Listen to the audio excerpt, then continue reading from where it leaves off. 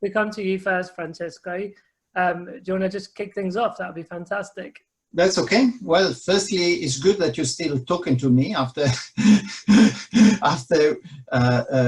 if like the way we treated you when we were at the Hammersmith. No, I'm joking. I think that we have good and fond memories of both the Hammersmith and all, of course, of all our patients. I think that the session is focused on the non-sitters, and to some extent, I think, firstly, both Marion and I will be happy to do our best to take questions. I think my understanding of some of the points that we wanted to cover, at least, related to both the impact of COVID-19 for, if like, life, and both hospital and non-hospital life.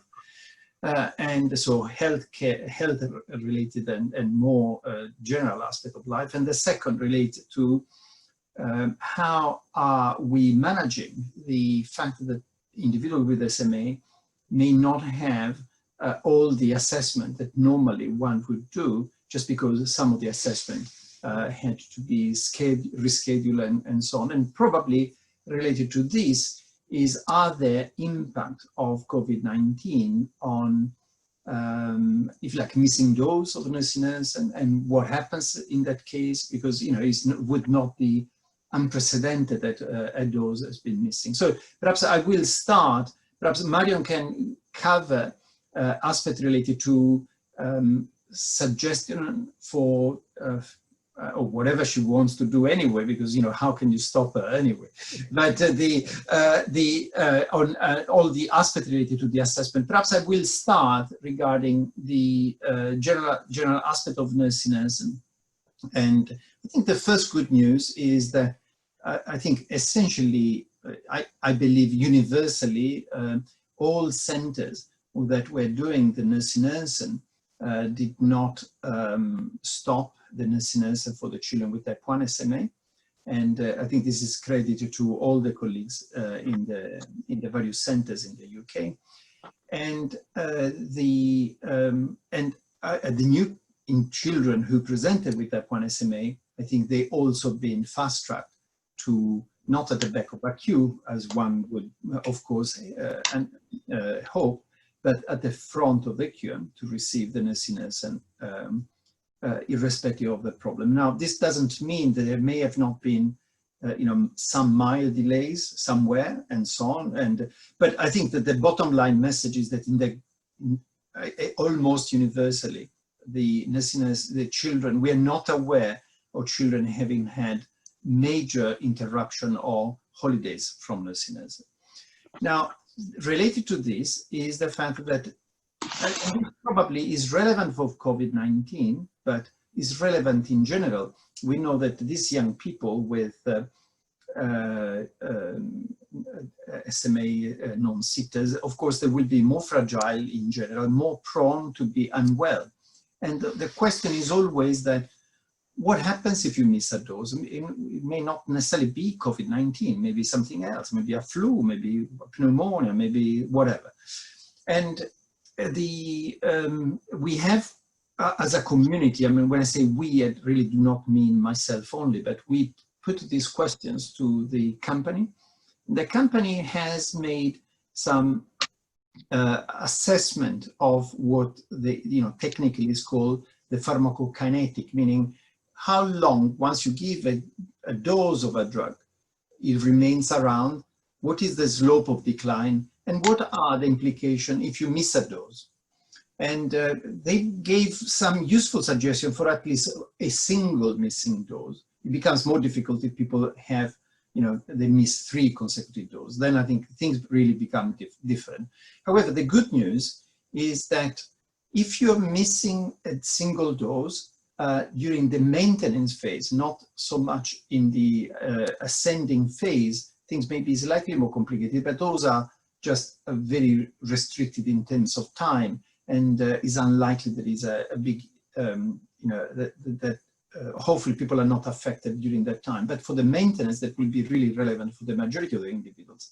Missing a dose is not a and it's not a big problem in terms of how the drug will perform in your body, provided the missing dose is given before the next dose at any time, but clearly as early as possible. So I make an example. If a dose cannot be given in children who have to receive it every 4 months, if a dose cannot be given today, and the next one is not due until October, whatever it is, 4 months from now, if I give the dose at any time between now and October, after October, I am in the same position as if the drug had never been missed. So I think that is quite reassuring, because in a way it suggests that, of course, one would like to re-administer that dose as soon as possible, but I don't think people should be so afraid that a delay of 3 weeks will have a major impact. Provided the dose is given, the modeling suggests that the outcome at the, after the following 4 months will be the same. So that, I think, is really how we have been handling the COVID-19 and the nusinersen. You're aware there is a panel from the NHS England and NICE, and many of these points have been discussed with the NICE panel, and they're therefore then distributed to all the colleagues nationwide. So that, I think, is probably enough from me, because I've been speaking for quite a while. Maybe, I suppose Marion can carry on with the aspect related to the assessment and how assessment have been affected by COVID in a way or the other, unless you want me to say anything else, Martin, before we hand it over to Marion. No, I think that's perfect for now. We'll hear from Marion, and then when we come back to some of the questions, I'm sure you'll be able to add some more later. Thank you. Okay. Over to Marion. Hi, good evening. I think what we'll talk about a little bit is assessment. And the reason that we need to talk about assessment is because parents are getting very worried about NICE and the fact that many of the children who were on the expanded access program then moved to the managed access program, and there were many things that they were then had to be collected in terms of numbers for NICE, and could the drug be withdrawn if you weren't improving, and there's many things that parents were really getting quite concerned about in terms of both the COVID and the assessments. Now, the first thing to say about an assessment is its numbers. And numbers, firstly, don't tell you everything. And many parents will come in with videos, they can do this, they can do that, things that we cannot assess. Things, when we first started with salbutamol and we had the SMA scale, people were saying things to me like, I can open a crisp packet, I can thump my brother, I can lift my guitar. And they weren't on the assessments. And we find the same with the children. The loudness of their voice has never been one thing that's been assessed, and yet it's something that we know parents have said has improved a lot with nusinersen. So there are many things that we don't collect on the assessments, but we know the children are improving. The other thing is NICE are fully aware that things are going to be difficult during lockdown, during COVID-19, and NICE have said we can collect the best we can collect. Now, what we have been doing at Great Ormond Street, and I cannot talk for other centres, is we have been assessing the children when they come in for their injections. And actually, from a point of view of review, that's actually more often than their 6-monthly normal clinic assessment. So they're not missing out. We assess them when they come in. Somebody will come and check if they're on a cough assist, because they have to bring all their machines into the hospital with them. Somebody will go and check their cough assist, their BiPAP, listen to their chest. So that's all done when they come in for their injection. We will do the assessments we can do. Now, everybody knows about the CHOP. The CHOP in 10 is the major assessment for SMA1, but obviously as the children get bigger and bigger, it's more difficult to assess. And to be honest, I don't know what other hospitals use, but the ward where the children come have squishy hospital beds, and they are not the sort of thing that we would normally assess a child on. We assess them on a proper, fairly solid plinth, which is easier to move on. So we have to accept that we can't assess everything on a squishy hospital bed. Now, the chop is not bad on a squishy hospital bed, but you know, there are things that are pretty difficult. The children have to have blood taken. It's not always their favorite time. They need to have sticky stuff put on their back. And so we will do what we can with the chop. But several of our children, and we're talking non-sitters, but actually quite a number, probably 6, 7 or 8 of our children are now sitting and sitting well and sitting independently, and we have to assess them. And the assessment form is long and involved, and what normally happens is the pro forma that NICE developed includes an awful lot of questions for the parents as well, in terms of physio, in terms of wheelchairs, in terms of all sorts of extras. So we split the assessment into 2 parts. Firstly, looking physically at the child, and then somebody will talk to the parents later or even on the phone. We don't have to do it all there. So all the questions can be done by phone. So the assessments that are being done are the chop on some of the children, but the children who are sitting, we're using other assessments as well. And the other assessments that we're using is the Brook Scale, which is, if you can score fully on the Brook, it's getting your hands right above your head, getting your hands to your mouth, and everywhere in between, can you use your hands at all? So that is one that's fairly easy both to assess when we see the children and over a video Zoom. So we can assess the Brook. The Heine is the Hammersmith Infant Neurological Examination, and was developed as a marker of developmental delay. It was actually developed for premature babies, but it's used in terms of, can they kick, can they sit, can they pinch, can they swivel on their bottom, do they take weight, can they crawl? So there are some of the type 1s who weren't sitting who are doing some of these things. Nobody that I'm aware of is actually crawling, but there are children that can swivel on their bottom and are doing other nice things that we can measure on the Heine. Then there's the World Health Organization scale. That's another one that's fairly easy to assess, and it's easy to assess because after sitting without support, they're all far too advanced for most of our kids. So actually, that's, although NICE insists that that's collected, for the non-sitters and for most of the type 1s, that's very easy to score, because sitting really is one of those functions that most of them can only achieve because there's stairs and there's all sorts of other things. For older children, and we do have older type 1s, we've got 8-year-olds, 9-year-olds, 13-year-olds. There is something that we absolutely love that is called the EK scale, and the EK scale was developed in Denmark, and it's very much an activities of daily living scale combined with physio. So it asks about wheelchair use, which obviously is a question. It's very much half questionnaire, half watching. Can you drive your own wheelchair? Are you doing any standing? So again, a lot of these assessments are very easy either to do by video or to do by questionnaire. So parents should not get worried about the assessments. They're actually really simple. We're not doing full assessments. We're not doing all the upper limb assessments for most of the children because there's so much equipment, it's a case of keeping it clean. And although we have used the upper limb for some of the type 2s and 3s on nusinersen, we're literally wiping it with a wipe, giving it to the child. Everybody's got gloves on, wiping it again when they're finished, and everything goes back in the box. So it's a bit of a palaver, but it can be done. And obviously everything we do that involves equipment, we have checked with infection control that everything's fine.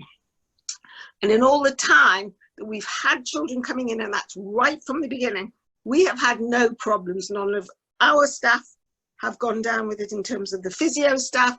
And as far as we have had reported, none of the children who've come to Hammersmith at Great Ormond Street have subsequently been ill when they've left, and none of the parents have. And that was another thing that was worrying parents. The thought of coming to the hospital, the thought of traveling, the thought of being out of lockdown. Yeah. And, you know, we've had some parents who've really seriously been worried, but it's a real positive thing to be able to say that nobody has really had problems coming to the hospital for nusinersen.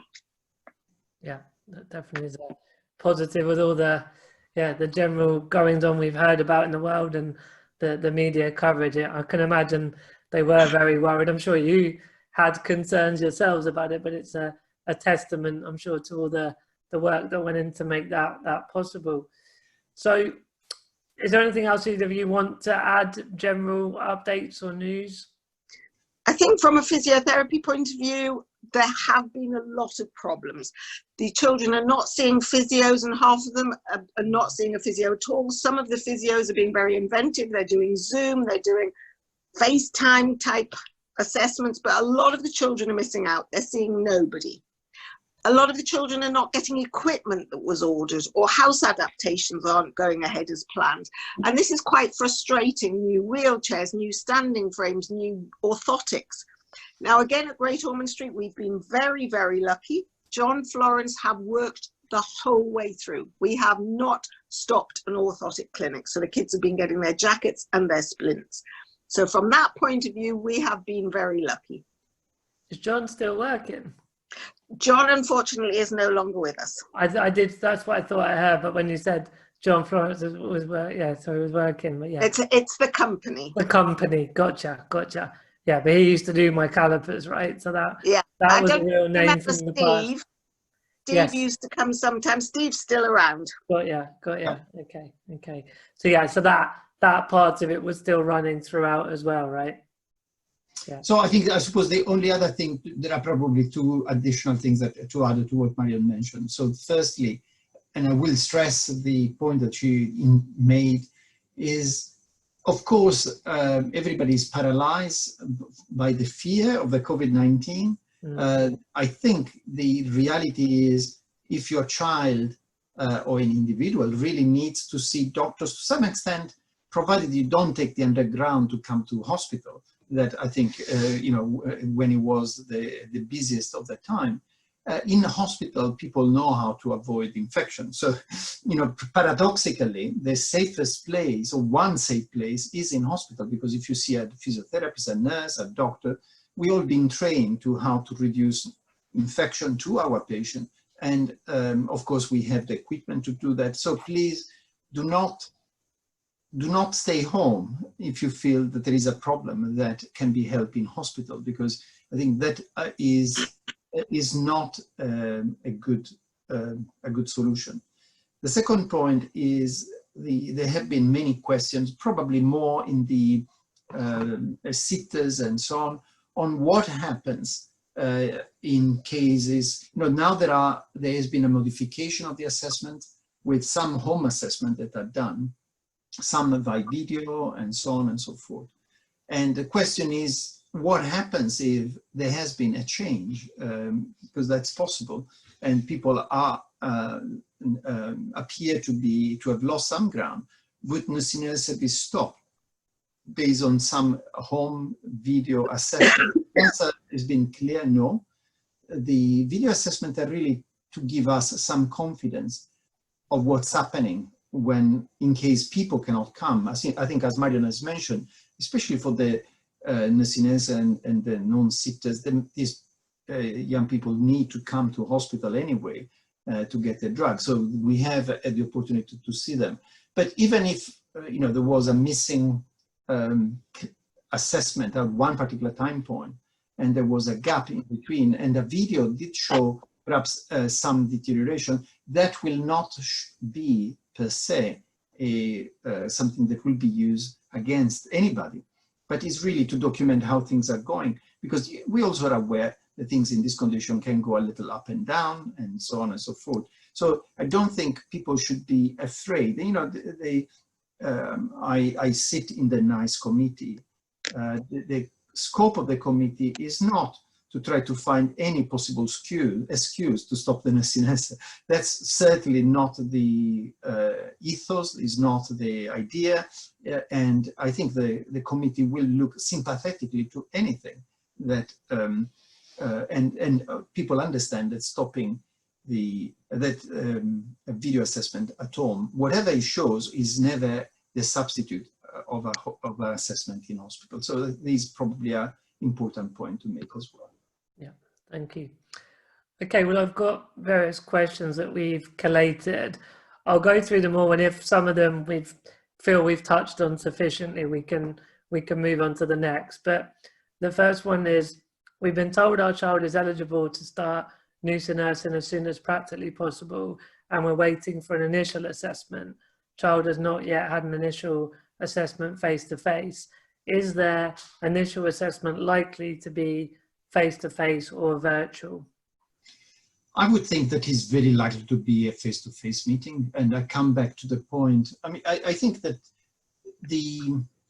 I would like people to think about risks in a risk-benefit ratio as opposed to risk. You know, now that you are sitting in front of the computer talking to me, you're not risk-free. There could be an airplane that crashes in, and hopefully, if that's the case, you don't live very close to me. But I'm joking. What I mean, there is risk. Everything we do has a risk. I think in the case of somebody waiting to have nusinersen injection, I think face-to-face will be necessary. And whether it's the first, you know, there may be an introductory video, Zoom, just to, you know, to introduce the people, but there will be a number of eligibility aspects that are necessary. There will need to be a consent form, and there will need to be an initial assessment of the child, because that will be the baseline for then monitoring how things go. So, and I think that if people were concerned that there may be a small risk of getting exposed to COVID-19, I come back to the point that I said, yes, please don't come by underground. And but you know, if you use common sense and in a hospital, you will find that people, that's a very safe place to be. And I think that that will probably be the fastest way to get a hold of nusinersen anyway. So the benefit is quite obvious, and therefore, yes, if you're asked to come by face-to-face, do not be afraid. That's a good thing. Yeah. I think, Martin, from that question, I would suspect that the child is a type 2 or a type 3. Because if the child was type 1, then undoubtedly they would be brought in very, very quickly to start nusinersen as soon as possible. Yeah. We have seen 2 or 3 new type 1s during COVID. They're brought in and they are put into the system as quickly as possible. We would not expect a type 1 to be waiting until this calmed down a bit. So I am suspecting that they've been diagnosed as type 2 or type 3. Okay. Yeah, so that may fit a bit more into next week's session. But yeah, great that we've touched on it just in case. So another one is, if we have a choice, are there any disadvantages to an assessment being virtual? I feel you have both touched on this already, really, but how would you summarize the answer to that question? Well, I think that from a medical perspective, many of the, we are obliged to, on the whole, nusinersen is a well-tolerated drug, but, from there to say you don't need to check anything and you get it for 20 years without doing a blood test and so on, or urine test, that's not the case. And therefore, there are a number of bloods that need to be done on a regular basis to ensure that everything is fine. And I think that overall, I think that whenever you are due to come for the nusinersen, that I think is necessary. There may be interim visits. I think Marion mentioned, and she may want to expand, if you need to have a brace fitted, for example. Well, I think you probably need, it's going to be difficult even for Marion to fit a brace virtually, although she probably has tried that before. But I can see her measuring me up at the moment for one. So, Marion, how can you fit a brace virtually? With difficulty. I think, Martin, what we've got to understand, at Great Ormond Street, we have now got a cohort of well over 30 children with type 1 SMA. Now, Francesco and I have been doing this a long, long time, over 30 years. This is an extraordinary number of children, but we need to remember this group of children are completely new to us. And so we're learning as well, but they are very prone to contractures, particularly around the hips. Some of the children do amazing things with their legs, kicking them up in the air, but actually they're getting very tight hips. The other thing we have to remember is these children are surviving, but they have a very weak trunk. So the majority of them are getting scoliosis. And it's not enough to say we can just do the assessments for the nusinersen. We can just do a chop. We have to look at their joints, because if it's affecting their function, we need to be managing it. We have to look at their spine. It's really, really important that we manage them as young as possible. So jackets are important. X-rays are important to monitor them. And if necessary, we have to consider, and we have got some who are waiting for growing rods. So there's more to my life for these children than just nusinersen and just injections. If we are getting these large numbers of children surviving, which is fantastic, we have to manage them as well. It's not good enough just to give them the nusinersen, as Francesco said, but they are still a fragile group of children who are going to have some difficulties. So we need to be seeing them. I can't really assess joints. I can't really feel a spine as well virtually. And as Francesco says, I really can't fit a jacket virtually. So we do need to see these children, and parents and people must remember that we still need to manage them.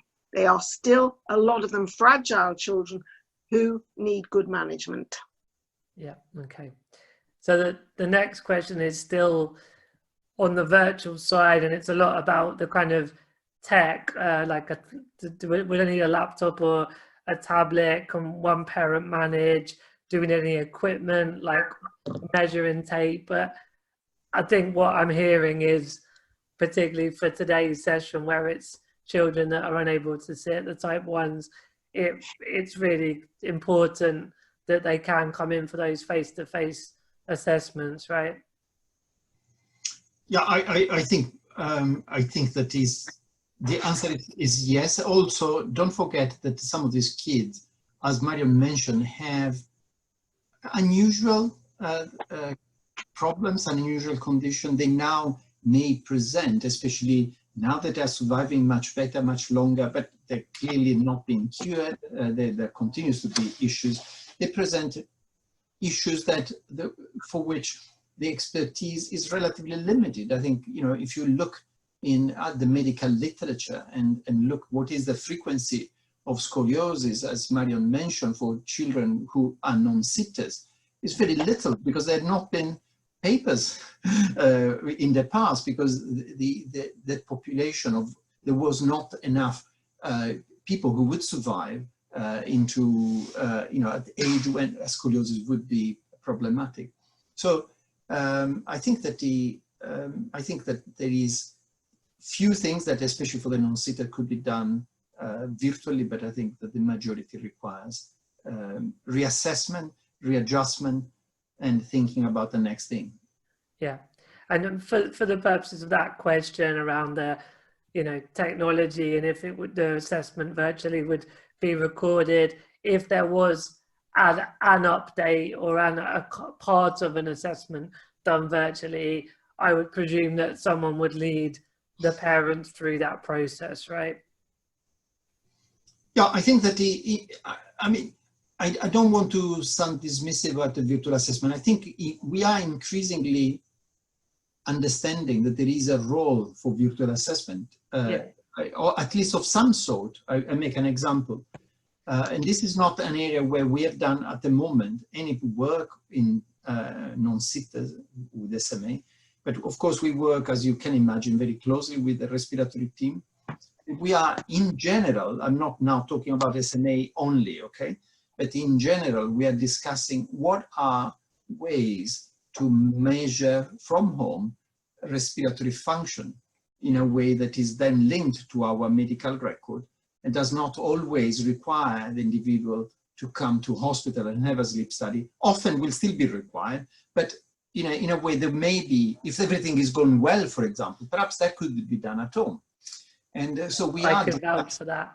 I've done sleep studies at home, so it's possible. Yes, although there are, you have done sleep study at home, but I think that you would only have done a oxygen saturation monitoring. Yeah, it's not the full lot. Yeah, it's not the full, but now there is equipment that could allow to measure, for example, the carbon dioxide. So you get, in terms of the quality, you probably, the oxygen saturation as you had is okay, is a very good start, but probably capture, let's say, 60% of what you want to capture. Yeah. But if you want to capture a high, if the question is more refined, there are different types of studies. At the moment, we are not able to offer them, but we started a discussion that has been prompted by the COVID-19 on how we could do better there. So this will change, but I think inevitably would be misleading to say we'll change in a month. Yeah. Marion, did you want to add anything? No, I think that there is a place, obviously, for virtual assessments. And one has to be honest and say dietetics, the dietitians have been doing phone consultations and this sort of consultation for a long time. It's very rare now for children to actually go face to face with the dietitian. It's not necessary. But obviously then it comes to things like gastrostomy and swallowing issues. You still need to see someone. You can't, again, do a video fluoroscopy at home. There are tests you cannot do at home. So everything has to be done on a child-by-child basis. If there are things you can do at home, that's great. And I know Lisa, our respiratory physiotherapist, does quite a lot of over Zoom consultations, checking cough assist, watching the parents do it. But if she was concerned and she felt that there were problems, obviously she would then bring the child in. And that's important. She can do cough assist and look at the machines and things over the Zoom, but there are things you can't do. And you have to, as I say, firstly, make the parents very comfortable about coming in. And that's the first thing. Yeah. And then keep those visits as short as possible. So if you can do as many things as possible that need to be done to say bringing them backwards and forwards, that's where we would try. If we know somebody's coming to see Lisa, then maybe that would be done on a Wednesday where they can also have their jacket checked and they can have physio, and then maybe somebody else can see them. So we try and consolidate this, and that's just about good communication and good management. Yeah, yeah, okay. The last question I've got here is, it's back to virtual assessment question. Seems to be where the parents' headspace has been out for understandable reasons, but it's, can a virtual assessment be used as evidence to support stopping criteria? So I did respond, I did address this before, and the answer is very clear, and the answer is no. Yeah. Of course, one would hope that it doesn't see deterioration and so on, and that we won't be in that thing. But the only way that discontinuation will happen is after in clinic visit. And I think that I suppose one thing that little by little we will have to understand, and this is more in general for all children, including the children in clinical trials and including children with other condition, is certainly, we are trying our best, and the families are trying our best, the local team are doing their best, but some children, I'm talking about also other conditions, perhaps ambulant children who, they are locked down, will be walking much less. There is no way they can do the same level of exercise as they were doing before. So what are the implications of this for the well-being of these young people? I think they may well be, it's not ideal. We think exercise is important. So I think that there is broad discussion to try to have an understanding what may have been the impact of perhaps a prolonged segregation in the course of the disease.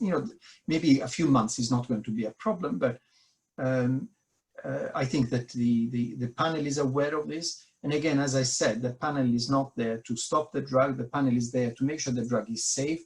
And of course, if there is no effect or no evidence that the drug may be effective, then I think discuss with the families the fact that it probably needs to be stopped to some extent. I think this is a drug that is given by lumbar puncture. If it's not working for you, maybe you shouldn't do it.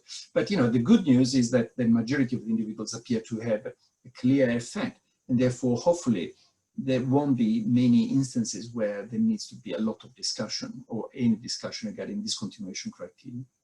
Okay, thank you. So, Marion wanted to say something. The only thing I would say on that, Martin, is very much the type 1 parents have a genuine concern about withdrawing the drug. But I think what we have to think about is that it's not just about type 1. As Francesco says, this is a lumbar puncture. It's not something that you take lightly. It can have side effects. But what we don't know, and this is the interesting thing, is what does happen when you stop. I mean, if you stop having it, as Francesco said, the company know that actually the effects last more than 4 months in type 1 and possibly longer. But we have a young man with type 3 whose mum says by the next dose, she already feels that he's ready for it, that she can see that he's slowing down. Now, is this something different in type 2 and type 3? Are we going to see something different if we withdrew it? But we don't know because we don't have the numbers of people who've withdrawn. Now, the other thing you have to think about with blanket referral, if we have assessments, and this is a little concerning as well, and adults who, as yourself, may be quite contracted and might quite limited functionally, who start the injections, don't feel there's any difference, the numbers may not tell us everything. We have an upper limb assessment, we have the EK assessment, but if it's just the volume of your voice, that would come up on the EK. But I don't think NICE actually, they may accept the EK, but people have to do the assessments. And we also have to accept that there may be things like, how do you feel? Do you have more energy? Can you manage a day better? Can you drive your wheelchair better? Hard to quantify. So that the things that we don't always measure, sometimes we don't know they're there until we lose them. And one of the things that a lot of people, and I don't know if you ever used salbutamol, one of the things that the kids always said, they didn't know they were getting benefit from it until they stopped. Yeah. And that may be much more of a thing with adults. You see, a lot of the work has been done around children. And we know we have this enormous cohort of type 1 children that were never there before, so the drug must be doing something. But we don't know to the same extent the type 2s, the type 3s, but more importantly, the adults. And people forget that there are things like, do you just get out of bed brighter, and can you just manage a day better, and do you feel better at work? Maybe effects that we're just not measuring. So there is still a long way to go with these drugs. Yeah, I totally agree with that. I was just going to say, we have got a few people watching live on the broadcast, so just to acknowledge and say thanks for watching. I hope you've got a lot out of it, and if you do have any questions, then there is the chat function. Jackie's saying really clear and very helpful, thank you. So yeah, we'll give another minute or two if anyone has got a question that you would like to share on the live broadcast now.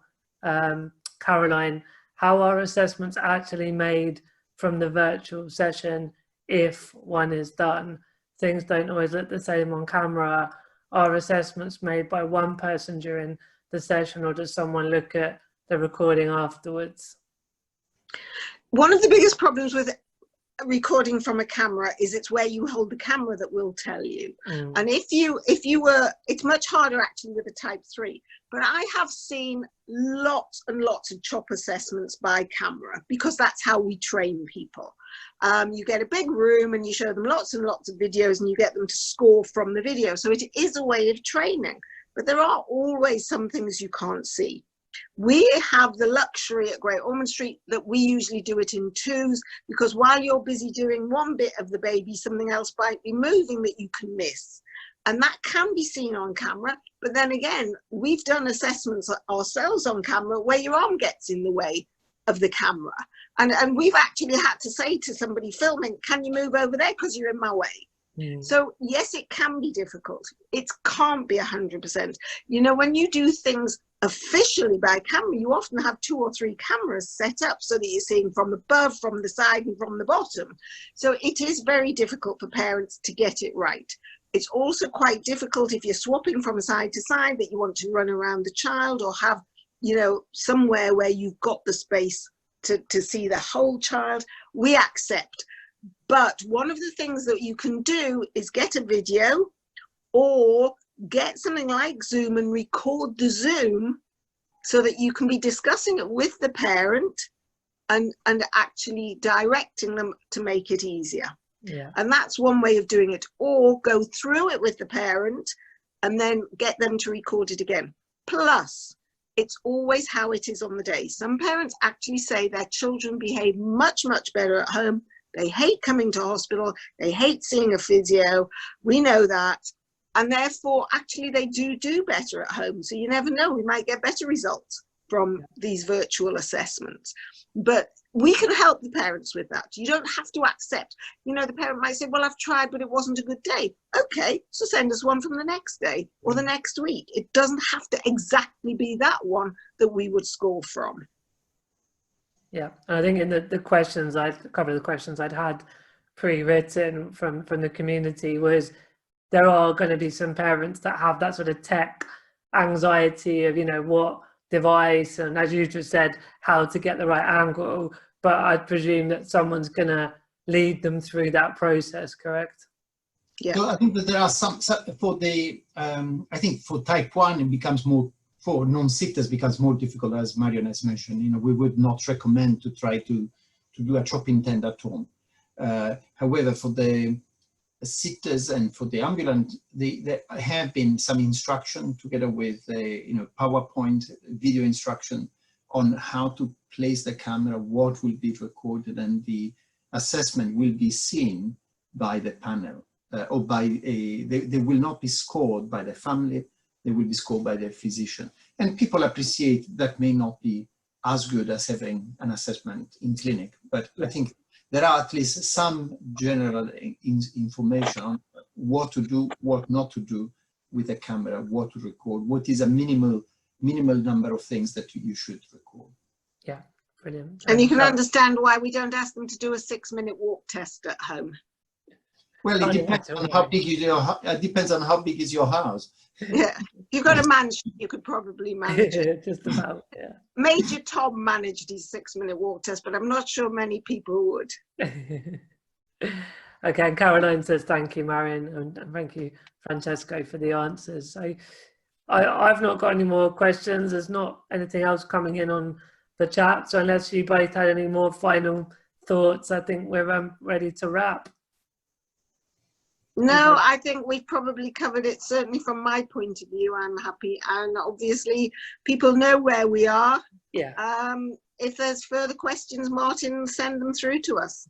Yeah, brilliant. I'm sure, yeah, between yourselves and SMA UK, we can get the answers back to the people that are asking. So, No, right, well, yeah, everyone, thank you for watching. I hope that's been useful. And as we said, any more questions, just get in touch. Francesco and Marion, it was really lovely to see you both again. It's been too long. And yeah, it was nice on a personal level to sort of be reminded of the assessment. The horrors of assessment. The horrors, but I think also now the kind of, you know, understanding of why it was, you know, when you're 8, 9 years old, you don't get the whole big picture of why we're doing all these things. So yeah, I found that really interesting on a personal level. So yeah. Lovely. Thanks, Martin. Take care. All right. Very nice to meet you after so many years as well. And you look very well. I'm pleased for you, and have you and all the people on the chat have a wonderful evening. Grazie mille. Thank you very much. Bye. Bye-bye. Bye.